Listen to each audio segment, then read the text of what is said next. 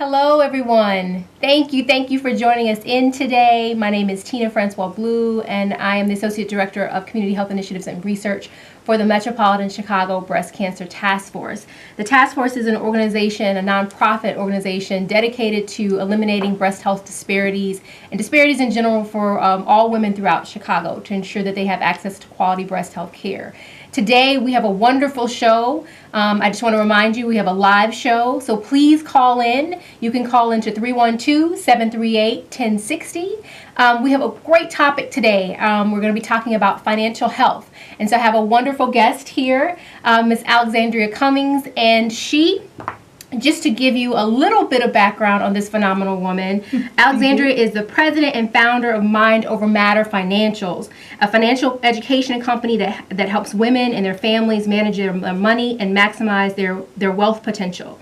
Her areas of expertise are budget maximization, savings, debt reduction, and investing for retirement and college expenses. So all of those really wonderful things that all of us need. And so she has a wealth of experience, over 15 years of experience with AXA Advisors, MetLife Financial Services, Mass Mutual. And so she's here today to help us with this really great dialogue around financial health, and which is right in line and very timely with affordable enrollment coming up and really people making those important decisions about their health care. So we're going to have a dialogue about health care and planning your financial health in line for you to be able to do that. So welcome, Alexandria. Thank you for having me. And so we're going to dive right in. All right, I'm ready. So can you start off by telling us, what does it mean to be financially healthy? So to be financially healthy, it really starts out with your mindset, having daily financial habits that encourage you to save and invest, and also that encourage financial stability for yourself and your family. Wonderful, wonderful. And so I know a lot of times that's such a hard topic for us to grapple with and for our people to really kind of wrap their minds around. So why do you think people find it hard to budget? Budgeting, to be honest, budgeting is not fun. And I know I'm a financial coach. I'm not supposed to say that, but I try to keep it real. Budgets are not fun. And I think the reason that people fail to budget is because they feel restricted. Most people, my clients say, I go to work every day, I'm grown, I want to do fun things with my money. And so I encourage people to not think of budgets as restrictive. Actually, I don't even use the B word. It's a bad word. We use the term money map. And I like the term money map because it's really a way to empower yourself and to get excited about your money. Having a money map means that you're the boss of your money and you're in control, and you create a path for you to spend and save wisely. So no budgets. Money they're not fun. Money map. I really like that because it actually does, when you think about a map, you're also kind of thinking about a journey. Yep, and so your financial health, it's a journey for you. And sometimes your journey can lead you, down the left road, down the right road. But, at the end of the day, I like your point in that it really is about empowering you to maintain this map that's yours. So maintaining this, your finances in a way that is most meaningful for you. So that's really wonderful. Thank you. And so, tell me, what money mistakes do you think the average person makes? So the average person, the money mistake that the average person makes is failing to save. In my work, I do a lot of work with communities. It's okay, I was guilty of it too. A lot of people feel like I'm too far behind. I don't have enough money to save. I don't earn enough, so I'm not going to save. And then they don't. And then retirement comes really fast. College comes really fast for children, and people are unprepared. And it is a sad thing, but it's very common. And so one thing that I encourage people to do is just to get started. You don't have to have a lot of money to save. You just need some money. And then your map to kind of help you figure out, the amount. Right. And whatnot. And that's a good point that you brought up, the money map. Put saving in your money map. You put your mortgage, you put your car note, you put the kids' tuition, tithes, offerings, and other things. Put savings at the top of your money map. Pay yourself first. You pay everybody else. Think about yourself and your long-term goals. Good point. So again, you are with the Metropolitan Chicago Breast Cancer Task Force. We are... here is where you can find us. Our website is www.chicagobreastcancer.org. If you would like to give us a call, you can give us a call at 312-942-3368. And again, this is a live call-in show, so you can give us a call at 312-738-1060. So, Alex, like you just said, a person doesn't need a whole bunch of money to start saving. Correct. Yeah. So if let's say, for example, if I'm a student, I just finished from school and I'm just actually starting to work, or actually you are in school and so you're trying to figure out how to balance your finances.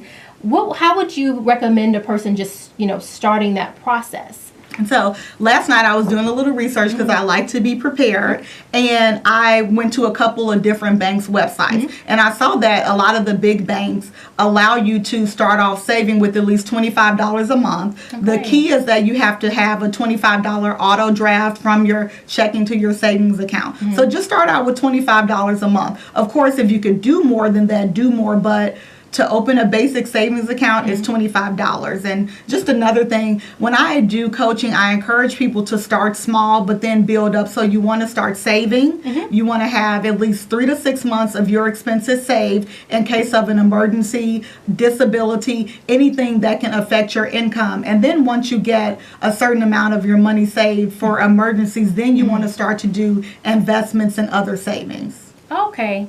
So you can, and again, you can kind of put all of those things into your map, and so your map should change as your, as you kind of reach those financial goals. Exactly, and when you get a raise every year, hopefully you get a raise. If not, talk to your boss. You should put more money into your savings account. Increase your savings and your investment contributions as your income increases. Oh, that's a very good point. Very good point.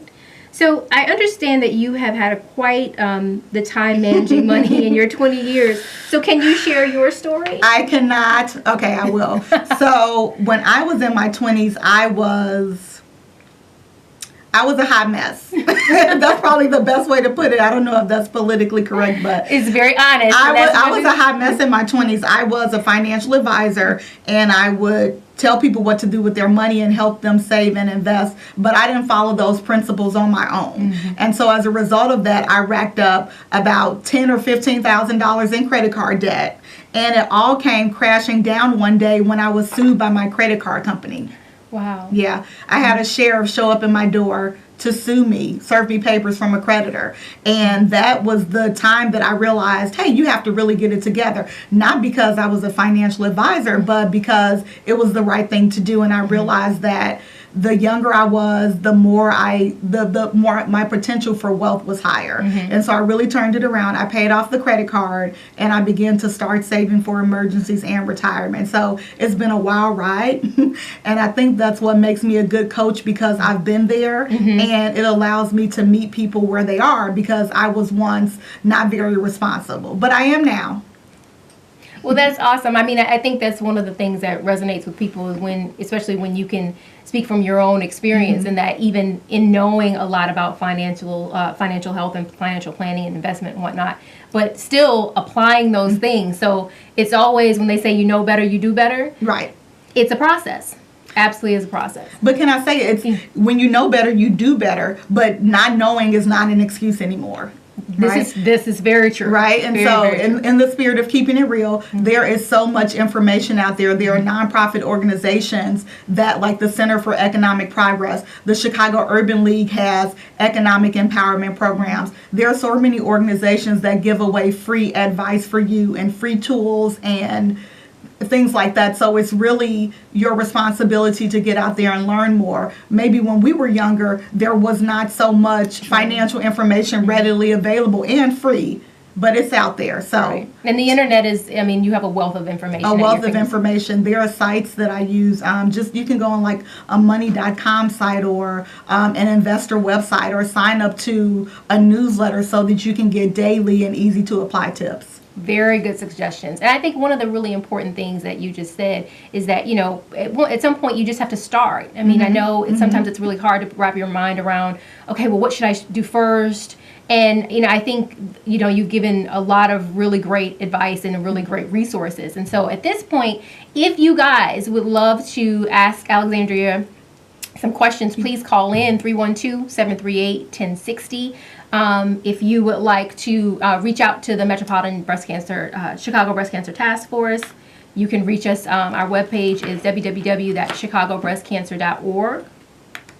I think one of the very important things that we've been talking about again is just those resources and trying to figure out where do I start, where what resources are available to me so that you can get additional information. So please know that after this, it's a live stream now, but this taping will be available for you to go back to on YouTube. So that you can go to the CAN TV's website and look up their videos, their recordings for nonprofits, and you can actually look up this video. And you can also connect with us again at the task force, and we can point you to this as well, and we'll be able to point you back to Alexandria if you had specific questions. So would you like to share again your website and your phone number? Yes, my website is www.mindovermatterfinancial.com. Again, www.mindovermatterfinancial.com. You can also check me out on Facebook as Mind Over Matter Financial, and send me a tweet, Your Money Mentor. That's UR Money Mentor. UR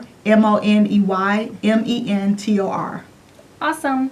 And so, as we've been talking about, students, young adults, all the way up, across the lifespan. So your need to tweak your money map or kind of tweak your financial plans change. So what advice do you give to, again, young people in developing healthy financial habits? I think to get started saving. I have a niece that's 16 years old. She's such a sweetie pie, and she has her first job. And so I've been encouraging her to buy stock. Like, you have money, you don't have to use it on your expenses. Let's get you some stock. So even as a 16-year-old, I'm getting her in the habit of saving a portion of her income and investing some of it. And so if you're a young person with your first job, purchase an investment, put money in your savings account. I also encourage young people to start businesses. You don't have to be 21 to start a business. When I teach entrepreneurship classes to high school students, I talk to them about starting a business that sells school supplies. And you're right in the cafeteria, if possible. Talk to your principal. Right. Or having a healthy snack or candy stand. So again, save, start to invest, but also figure out a way to create a business so that you can pay your own college tuition. Why not? Right.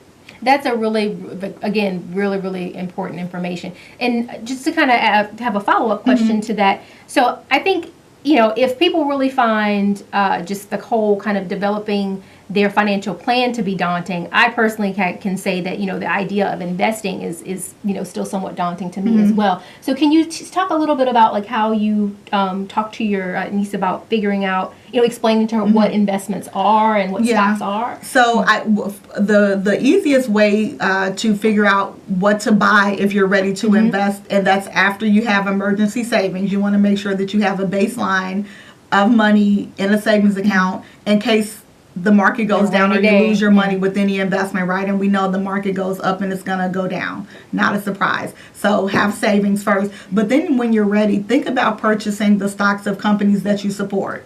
So my niece likes a specific brand of gym shoes, so I talked to her about looking to see how much the stock costs. And so we've started a Google portfolio for her to just kind of go in and look at the stock performance and read up on it. Again, there's so much information out there and it's free. So start reading, do your research. You can sign into Google Finance every day or a website like CNN Money. And also you want to make sure that you have an opportunity to read up on it. You just don't want to buy the stock and put it away. You really want to monitor it. And also when you're doing investments, you want to pretend that money almost isn't there. When you're investing, it's for a long-term goal, the same as with savings. Gotcha. Very good point. And so as, older, mature adults that are kind of a different point in like their lives. Right. So how, what are some of the things, like let's say we're maybe further along in having our savings and working towards those emergency funds. What are some of the advice and what are some of the things that we should be thinking about kind of when you're at a different point? Potentially like if you have kids and you're trying to think about setting up college funds or whatnot for them. Well, one of the things that I recommend a lot of the time is purchasing life insurance. And in minority communities, it is not something as popular as it is in other communities. I remember having conversations with older people, and they were scared to talk about life insurance. Right, and I would the implication. say, yeah, well, there's a guarantee that one day we're not going to be here, so let's plan for it. Right. I've seen so many family situations where someone has died and you have to take up a collection, or it's already a hard enough time to lose your loved one, but to not have the finances to do it. And people do accounts like GoFundMe's, and it's okay, but you really want to have money beyond the funeral.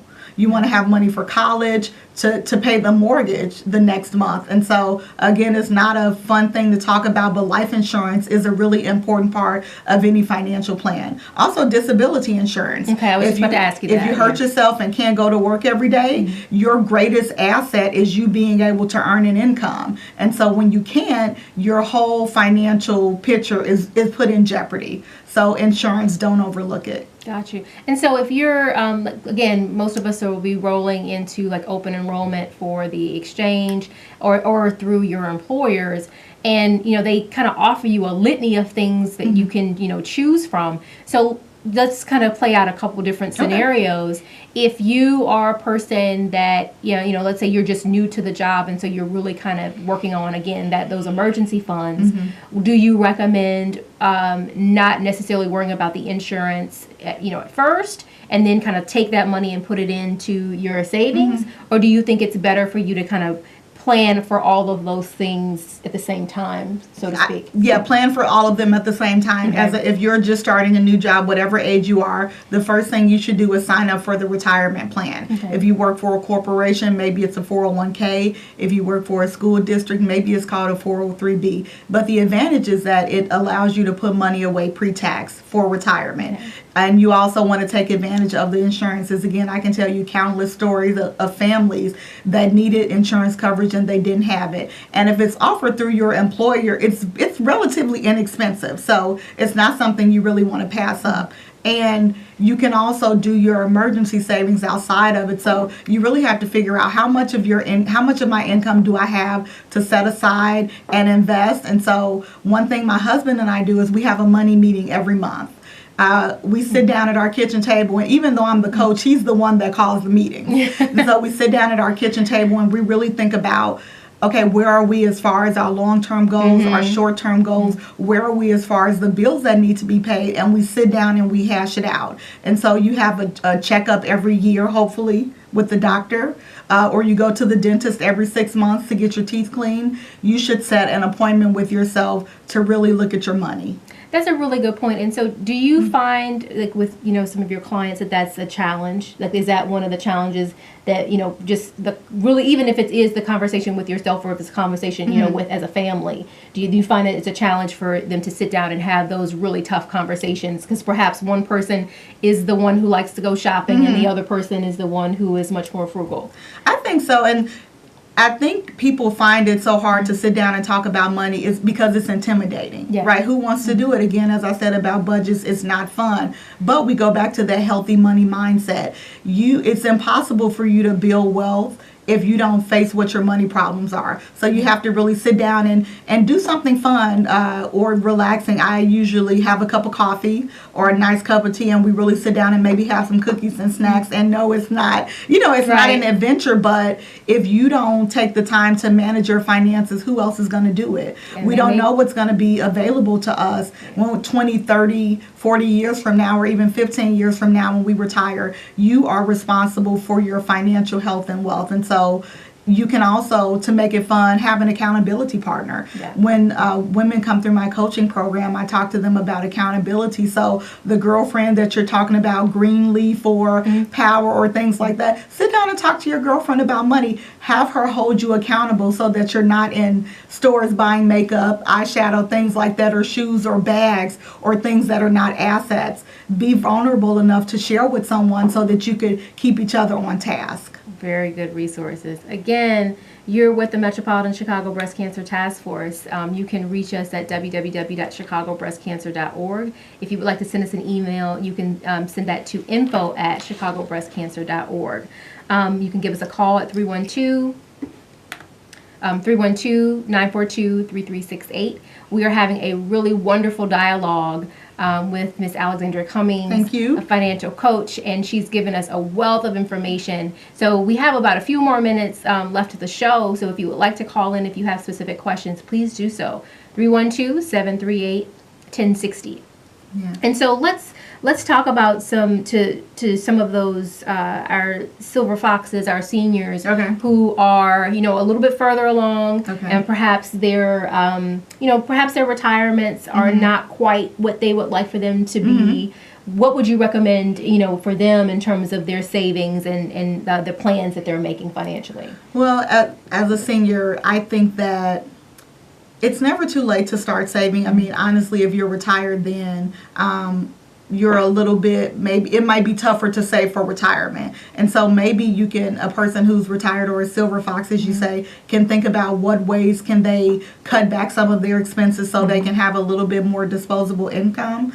They can also think about easy ways that they can bring in income. And this is just not for a retired person, but we each have gifts and talents and skills that we can monetize. If your family loves your sweet potato pie around the holiday, why not bake pies? Or if you are an ace at organizing, why not offer your services to someone? And so at any stage of the game, you always want to be thinking about what are ways that I can maximize my money and what are ways where I can create another stream of income.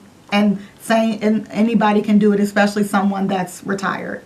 Wonderful. Again, a wealth of knowledge and a wealth of resources. So again, I just want to kind of tie all these things together because some people may be like tuning in a little bit late and wondering, well, why are you, the Breast Cancer Task Force, why are you guys talking about financial health? And I think a really important thing we want to just drive home is that, in order for you to maintain your health, you have to have some resources and some tools in order to be able to do that. And so we want to think broadly about the definition of health. Right. Right? It's not just physically, but there are a lot of things that we need in order to be able to just maintain our well-being and to just be happy. Yeah. There's a lot of stuff going on outside that, can complicate that. So to the degree that we can be planful for our finances, that to be planful to make sure that if we are, again, you're going into open enrollment or you're going to access care to maintain your physical health, that you're able to do that in a comfortable way, and so that those deductibles or those premiums don't hit you in the face, and so you opt not to go for care because you don't have the finances. And granted, we understand that there are a lot of challenges out there, and so we still do have resources. Absolutely have a plethora of resources for folks who may not be able to access those services because of the financial barriers. But we just want you to know that you can start from wherever you are. There is always a starting point for us to move forward from. And I just want to add one thing. I almost forgot my point. Estate planning. We didn't talk about that. Yes. I, again, as a financial coach, have dealt with all kinds of situations, but one of the saddest things I've had to deal with recently within my family was one of my dear family members passed. And it was a big shock to us. I mean, he had been sick for so long, but it's still a shock. And we had to make sure that his funeral expenses were planned and that even down to the small things moved out of his apartment. And it was lucky for us that he had a will, and so we knew what his final expenses, his final wishes were, all the way down to what type of funeral he wanted. And I encourage you, if you haven't had that conversation with your family, talk about it. Let them know what your final wishes are. And I won't get into wills and trusts and things like that, because you definitely should consult with an attorney. But think of at least the basics. Talk to your family about what you want to happen if you pass. Again, great information. So thank you so much for tuning in. That's the end of our show. You will be able to connect with Alexandria again, the Metropolitan Chicago Breast Cancer Task Force. We will be having an event coming up, our Beyond October event. We'll be able to, you'll be able to follow up with her. We'll be having a workshop. And so we just want to say, Alexandria, tell us, we've covered so much today. What tips can you give for folks to implement? I got 5 of them, okay? The first one is be thoughtful about your spending. Remember, have a healthy money mindset. Have healthy daily activities that lead to financial stability. The second one is save for emergencies. Number 3, retirement. Number 4, pay off your debts. And 5, purchase life insurance and disability. Thank you so much. Reach out to us at www.chicagobreastcancer.org, 312-942-3368. Thank you. Bye-bye.